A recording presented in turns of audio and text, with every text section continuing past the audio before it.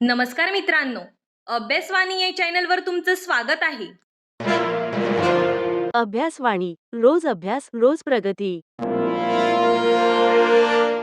Bombay high court clerk एक्झामला आता जवळपास 1 महिना पूर्ण झाला, पण अजूनही निकाल लागलेला नाही.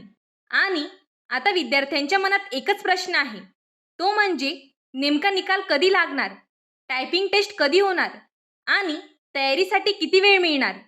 हा रिझल्ट उशिरा लागत असल्यामुळे विद्यार्थ्यांचं नुकसान काय आहे, नुकसानीपासून आपण सावध कसे होऊ शकतो, ते आज आपण या व्हिडिओमध्ये पाहणार आहे.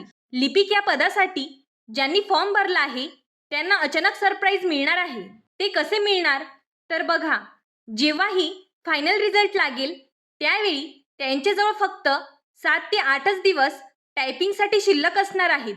जे विद्यार्थी अशा भरोशावर बसलेले आहेत की अजून रिझल्ट लागत नाही, रिझल्ट लागला की टायपिंगची प्रॅक्टिस करूया, होऊन जाईल बरोबर, त्या विद्यार्थ्यांनी सावध राहा.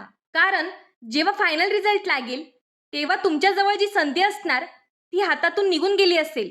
टायपिंगची प्रॅक्टिस करण्यासाठी तुमच्याजवळ तेव्हा टाईमसुद्धा नसेल आणि हायकोर्टची टायपिंग ही एवढी सोपी पण नसते. म्हणून मित्रांनो, टायपिंगची सुरुवात करा. आता आपण पाहूया क्लर्क या पदाचा फायनल रिझल्ट कधी येऊ शकतो. तर बघा मित्रांनो, जो रिझल्ट आहे तो अंदाजे 10 ते 12 जून दरम्यान आपल्याला फायनल कट ऑफची अपडेट मिळू शकते. कारण सध्या तरी कोणत्याही प्रकारची हालचाल सुरू नाही, त्यामुळे 10 जून नंतरच आपण अपेक्षा करू शकतो की लिपिकचा रिझल्ट लागेल. त्याचबरोबर रिझल्ट लागल्यानंतर तुमच्याजवळ फक्त 7 ते 8 दिवस शिल्लक असणार आहे. 20 जूनच्या आसपास परीक्षा होण्याची दाट शक्यता आहे. तसेच जेवढ्या उशिरा रिझल्ट लागेल तेवढे तुमच्यासाठी चांगलंच आहे, कारण तेवढे दिवस तुमची टायपिंगची प्रॅक्टिस होईल. तर मित्रांनो, बॉम्बे हायकोर्ट क्लर्क रिझल्ट आणि टायपिंग टेस्ट संदर्भातली ही होती सर्वात महत्त्वाची अपडेट. अजून या व्यतिरिक्त तुमचे काही डाऊट्स असतील तर ते तुम्ही कमेंट बॉक्समध्ये विचारू शकता. धन्यवाद. अभ्यासवाणी रोज अभ्यास रोज प्रगती.